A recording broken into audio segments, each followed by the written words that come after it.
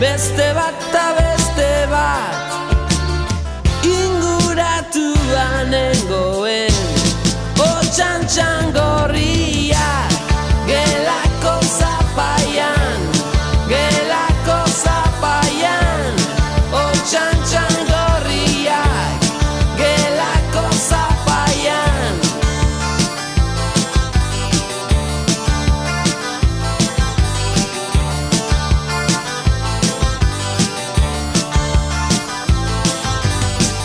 Orain herritik mutil bat falta da, ez dago inor bere etxeko lehioan, baso ilunetan dabil